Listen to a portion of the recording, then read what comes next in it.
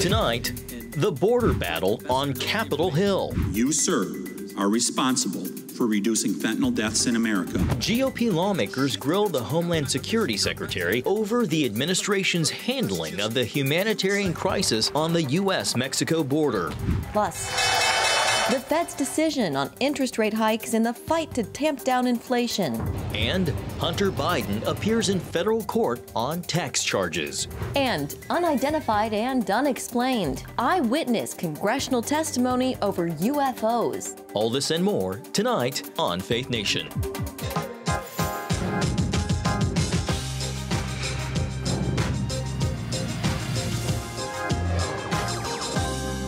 Courtroom surprise, Hunter Biden pleads not guilty after his plea deal falls apart. Welcome to Faith Nation. I'm John Jessup. And good evening in Washington. I'm Jenna Browder. Tonight, Hunter Biden's plea deal is in jeopardy. The president's son today pleading not guilty to 2 tax crimes after a plea deal with federal prosecutors fell apart during a court hearing in Delaware. Hunter Biden was expected to plead guilty to 2 misdemeanor tax crimes for failing to pay for more than $1,000 in taxes from his personal income in 2017 and 2018. That income amount totaled $1.5 million. During today's hearing, a dispute arose over whether the deal with prosecutors gave him protection against future charges. Biden is also charged with possession of a firearm by a known drug user. A diversion agreement would have allowed him to not technically plead guilty to that crime. The overlapping agreements created confusion for the judge, who gave defense lawyers and prosecutors 30 days to explain why she should accept the deal. David Brody is our chief political analyst, and he joins us now to help us break down this story. So, David, things apparently went south when the defense discovered Hunter wouldn't be immune to future prosecution, notably including charges related to representing foreign governments. You know, this, of course, a very complicated and layered story, but give us your view from 30,000 feet. Well, I mean, I guess it's complicated for sure to a degree. There are a lot of moving parts, but here's the bottom line. I mean, what the DOJ and the Biden attorneys seem to have come up with this agreement that, in essence, kind of punted, or I shouldn't say punted, excuse me, decided that Hunter Biden, if he was going to be charged with anything going forward in any other crime, it would be covered, that this plea deal will cover it. Now, what in the world is the DOJ cutting a deal like that with Biden's attorneys? This is what, let's be honest, if I can just say this, the Trump supporters have been saying all along. This is why you hear we always talk about the deep state. This is what they will say is the deep state at play, that the DOJ and the Biden attorneys, in essence, kind of getting together. You would think they'd be on opposite sides here, but no, when it came to a plea bargain, they tried to get on the same side and tuck this in to the plea bargain deal. And the judge said, wait a minute, absolutely not. And by the way, this was a judge appointed by, nominated and confirmed by President Trump. So this is what's really going on, and this raises suspicions on everything that the Trump supporters have been saying all along. Remember, they talked about the Hunter Biden laptop story, that was suppressed by the media, and we know it was now. But at the time, the Hunter Biden story, the laptop story, was not a big deal.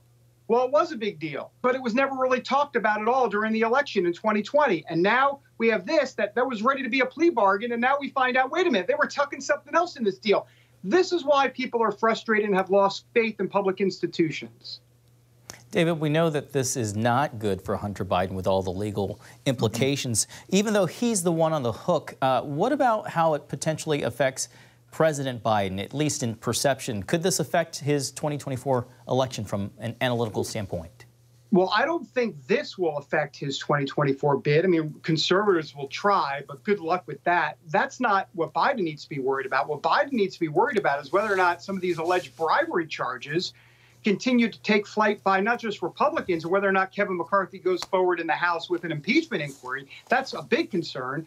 But beyond that, whether the media will turn on Joe Biden. Right now, let's be honest, they're pretty much covering for Biden. They now have to start to cover it. The New York Times and others are starting to cover this trickle situation. But I think the big concern for Biden is the alleged bribery story. I won't call it a scandal at this point, but there are a lot of I's that are being dotted and T's that are being crossed so far, and we've still got more to come.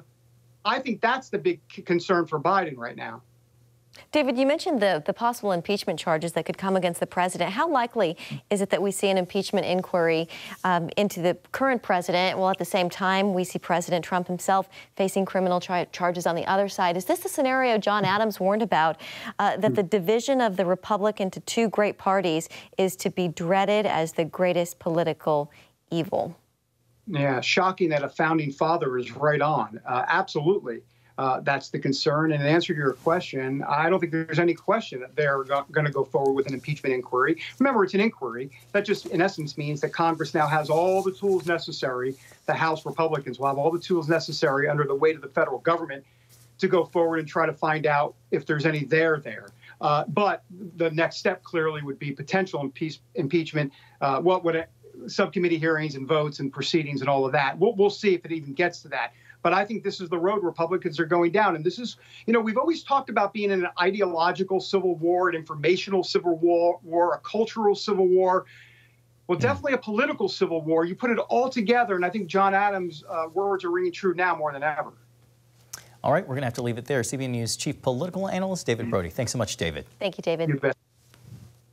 Republicans are taking aim at the top Biden administration official in charge of the border. Homeland Security Secretary Alejandro Mayorkas testified before the House Judiciary Committee today, facing tough questions over his handling of the southern border and the U.S. fentanyl crisis. Well, Democrats accuse their Republican colleagues of parroting the MAGA agenda and using the oversight hearing to lay the groundwork for impeachment proceedings against Mayorkas. CBN National Security Correspondent Caitlin Burke covered today's hearing. Caitlin, how did Secretary Mayorkas respond to the grilling by lawmakers? John, Jenna, when he could get a word in, he pushed back against their criticism, instead touting the success of his department and challenging lawmakers to work with DHS to keep Americans safe. Our approach to managing the border securely and humanely, even within our fundamentally broken immigration system, is working. The data does show a lull after years of increased numbers at the border, but Republicans maintain the Biden administration's border policies have been a disaster. From fiscal year 2014 to the beginning of the Biden administration, there were only 4 months with an apprehension number higher than 100,000. But under the Biden administration, there have now been 29 straight months. Lawmakers pointed to the U.S. fentanyl crisis as one of many serious consequences to what they call an open border. According to the CDC, over 150 people are dying every day because of synthetic opioids like fentanyl. Secretary Mayorkas, it is your responsibility to secure our border against fentanyl trafficking. The fentanyl killing thousands of Americans every year is a direct result of your dereliction. Since we've been sitting here since 10 a.m., that's the number of drug overdoses due to fentanyl in the country. Mayorkas agreed fentanyl is a serious problem, but pointed out that it's not a new challenge. It's been escalating for more than 5 years. This is a scourge that all of us have to work together to combat. And we in the Department of Homeland Security, with our federal partners, are taking it to the traffickers to an unprecedented degree through innovative operations targeting criminals. Democrats brushed off Republican claims of failed policies and chaos at the border, calling it political theater coming from the, quote, conservative outrage machine. Congressman Jerry Nadler, the committee's ranking member, accuses Republicans of using the hearings as a basis to impeach Secretary Mayorkas. Republicans have not established any legitimate grounds to impeach Secretary Mayorkas. They have policy disagreements with the secretary, and so do we. But policy disagreements and personal grudges are not a basis for impeachment. Democrats warned the rhetoric coming from their Republican colleagues is dangerous and has led to violence in the past. When elected officials repeat great replacement rhetoric, including the language of invasion, are they putting a target on the backs of immigrants and people of color? It certainly fuels the threat landscape. Today's hearing comes just after a federal court ruled against a new Biden asylum policy, one the administration has called crucial to its efforts to curb illegal border crossings. The Justice Department has already promised to appeal. John, Jenna? Caitlin, we know many Republicans want Secretary Mayorkas impeached. Is that the end game here, and how likely is that? There have been calls from within the GOP to impeach Mayorkas since Republicans took control of the House. There are ongoing investigations into his performance, and several impeachment resolutions have actually been introduced in the House, citing Mayorkas' failure to control the southern border, thereby allowing fentanyl to spread throughout the country. Democrats say there's no evidence to support impeachment, as you heard, but Republicans do appear to be building a case. With only a 4-seat majority, they would need just about every GOP vote to send an impeachment article to the Senate. And as we heard earlier, they are also considering doing that against President Biden. So they're going to have to decide here and probably only pick one person. All right, we'll just have to wait and see. CBN News national security correspondent. I was about to change your title, Caitlin Burke. Thanks so much, Caitlin.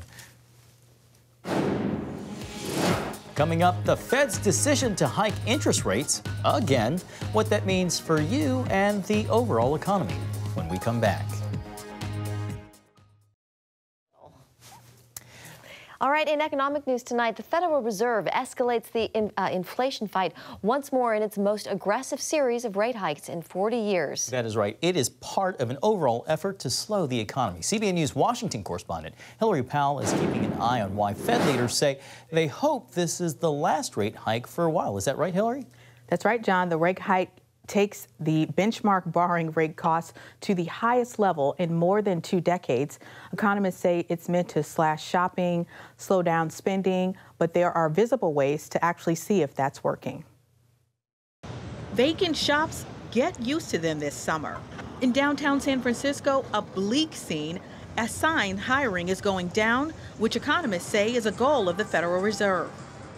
The Fed imposed a modest quarter-point hike this week in an effort to slash consumer demand and get companies to hire fewer people. Fed Chair Jerome Powell hasn't ruled out additional rate hikes in the fall and noted the impact on working families. My colleagues and I are acutely aware that high inflation imposes significant hardship as it erodes purchasing power, especially for those least able to meet the higher cost of essentials like food, housing, and transportation. Economists say the idea is that higher rates make businesses tighten their belts, leading to less hiring and greater unemployment. Unemployment benefits are going up because the Fed believes that it needs to get unemployment to about 5% from where it is now at 3%, which means about 2.5 million people are going to become unemployed. That's not good for workers. Experts say also expect lower income and higher borrowing costs. A small bright spot, savers are earning more, but there's also a cost to the nation. The borrowing cost for the U.S. Treasury is also expected to rise. New numbers from the government's fiscal data website show this week the country's total public debt hit $32.597 trillion. Concerned, a group of U.S. lawmakers are set to form a political alliance called the Bipartisan Fiscal Forum to focus on U.S. debt. Economists say many families are focused on their own checkbooks rather than the nation's economic growth. It's sort of hard to find the average family. Some people have really benefited from the stock market being up as much as it is. Some people are struggling to make their mortgage payments. But if you look generally, the percentage of people looking for work that don't have it is at a 50-year low. Easing inflation coupled with sturdy economic performance gives some economists a little hope that the U.S. could avoid a recession. This week, most forecasters surveyed by the National Association for Business Economics say the chance of the U.S. entering a recession in the next 12 months is 50% or less. John, Jenna. All right, Hillary, thank you. And E.J. Antony is a research fellow in the Center for Data and Analysis at the Heritage Foundation, and he joins us now. E.J., welcome. So what do you make of the Fed's decision? Was another interest rate hike necessary? Well, unfortunately, John, Jenna, this is just too little, too late. The Fed they are the ones essentially who allowed inflation to get out of control in the first place. Let's not forget that as prices continued to rise and as inflation got worse and worse, the Fed was foremost among those in this administration telling us that inflation was merely transitory. And now that has really come back to bite them, and they have had to respond with hard and fast rate increases. Unfortunately, though, now when they were on the brink of success, they have managed to snatch defeat from the jaws of victory. And by letting off the brakes here and by continuing with either very small rate increases or like they did last time and had no rate increase at all, they are allowing inflation to remain entrenched in the economy when they have a chance to really root it out. I want to get your take on what Hillary just said in her closing. The survey by the National Association for Business Economics and the probability of the U.S. entering recession, most say 50% or less believe that we're going to enter a recession within the next 12 months. Where do you stand on that? I think they are greatly underestimating the risk here, unfortunately. I wish that weren't the case, but look, you cannot spend, borrow, and print trillions upon trillions of dollars and not expect negative consequences. And I just don't understand when everyone forgot that lesson. It is a lesson that we have had to learn many times throughout our history, and we are having to relearn it right now. This is the result of the unfortunate gross expanse of government that we have seen over the last several years, which started under the Trump administration and continued under the Biden administration in spades. And now the American people are having to eat the rotten fruit from that tree. Yeah, the total national debt sits at over $32 trillion and counting. Could we get to a point, EJ, where we're not able to pay the interest on our own debt? Oh, absolutely. That is becoming a very, very real concern, because you can essentially get into what you might call a death spiral, because as interest rates continue to rise, the existing amount of debt becomes more expensive to finance, which means you actually need to take on more debt in order to pay just the interest charges, let alone all of the additional borrowing. It's much like a family who racks up a tremendous amount of credit card debt and can't even afford to pay the interest charges from month to month. And so the balance continues to grow. And eventually the minimum payment is going to absorb so much of the family's income that they can't afford necessities like rent or food. Real quickly here, so the president likes to talk about reducing the deficit. Do you think that number, though, fails to take into account the COVID pandemic stimulus programs? In just a few seconds. That's a great point. Literally, if Biden had done absolutely nothing but just allow COVID spending to expire, we would have a surplus today, not a deficit. Think of that. But instead, the president simply replaced COVID spending with new spending and then some. We're going to have to leave it there. Sorry we ran out of time. E.J. Antony with the Heritage Foundation, thank you so much for your time and insights tonight. Thank you for having me. Well, it's the longest running war in the world, and now the conflict in Myanmar is heating up. When we come back, how one group is serving victims in a war zone. Welcome back. It is a long simmering conflict that has only gotten worse in recent years. Since a coup back in 2021, the ruling military junta in Myanmar is attacking its own people. And a Christian humanitarian group is serving these victims of war. CBN's Chuck Holton reports on the Free Burma Rangers, who have been helping Christians in the war-torn country for more than 20 years. This long-standing conflict in Myanmar, also known as Burma, has escalated dramatically in recent years. The country, ruled by a military dictatorship, has brutally cracked down on dissent. It's the longest running war in the world, 73 years. However, in the last 2 years, it's ramped up. That's because the dictators have clamped down even more.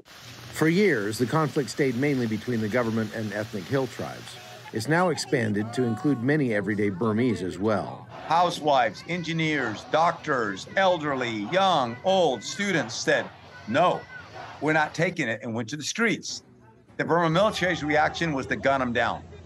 And people were in shock. They're killed by their own government.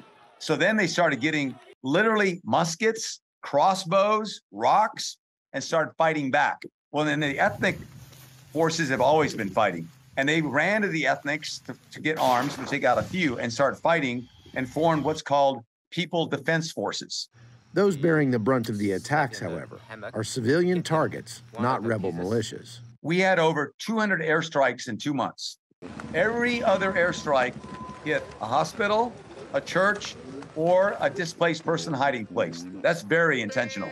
The last 2 years alone, 3 million displaced. We have over 6,000 civilians killed by the junta in the last 2 years alone. Here in Karenni State near Pecan, the Burma Army bombed this medical clinic and medical unit that had an ambulance, and there are several other rules like it.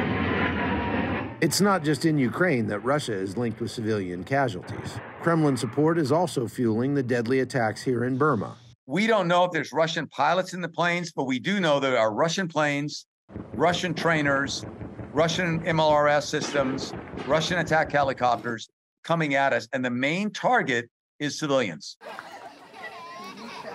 Hey, calm down, it's okay. It's okay, okay, it's okay. You guys, calm down, it's okay. Sit down. Despite the violent onslaught, Eubank and his team bring the light of hope in the midst of chaos. I must have peace, Jesus, that no matter what happens, you're going to make it okay. I ask for you to protect us, but if you don't, it's okay. We're in your hands. We're doing this out of love. Free Burma! Free Burma! For CBN News, I'm Chuck Holton. And an amazing and much-needed work. Thank you, Chuck. Well, blowing the whistle on UFOs, eyewitness testimony over the unexplained. Next on Fake Nation. And finally tonight, eyewitness testimony about unidentified aerial phenomenon known as UAPs or UFOs. Today, House lawmakers heard from 3 whistleblowers who shared their firsthand experiences with UAP and how the government handled those reports.